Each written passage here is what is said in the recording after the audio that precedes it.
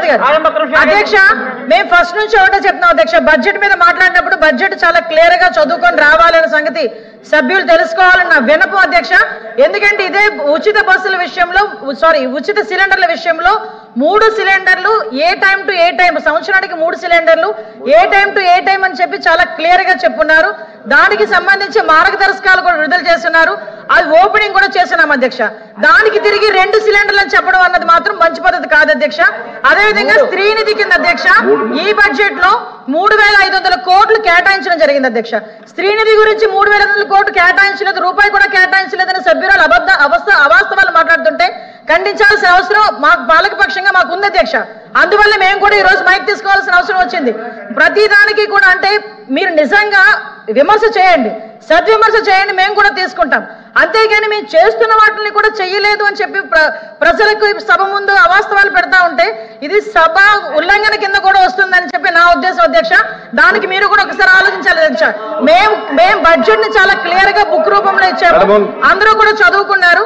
మేము ఏం చేస్తున్నాము ఏం చెప్తున్నాము అనేది మీకు ఇస్తున్నాం, మీరు చెప్పాలి. ఇప్పుడు దాని గురించి మాట్లాడడం అనేసి అవాస్తవాలు మాట్లాడడం అనేది మంచిది కాదు. దయచేసి ఇది కూడా సభా ఉల్లంఘన కింద తీసుకోవాల్సిందిగా కోరుకుంటున్నాను.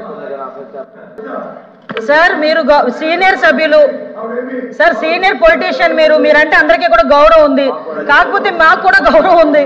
మేమేం చెప్తున్నామంటే మీరు ఒక మాట చెప్పాలి సార్. ఆల్రెడీ ఎన్నో సంవత్సరాలు మంత్రిగా చేశారు మీరు. చాలా క్లియర్ గా బడ్జెట్ లోని 3 సిలిండర్లకి 2500 కోట్లు అవుతుంది. మొదటి విడతగా మొదటి సిలిండర్ కి 800 కోట్లు మేము విడుదల చేస్తున్నాము.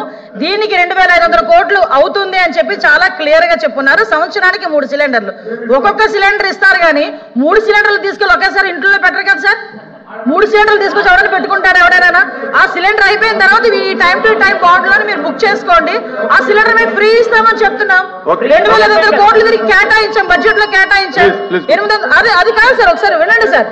ఇప్పుడు 150 రోజుల దగ్గర మేము పడతా ఉంటే 7 నెలలు అని చెప్పేసి మాట్లాడితే ఎలాగ సార్?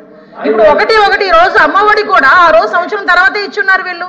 అలాగే మేము అంతవరకు కూర్చుంటామని చెప్పలే, ఒకటి చేసుకొని వస్తున్నాం.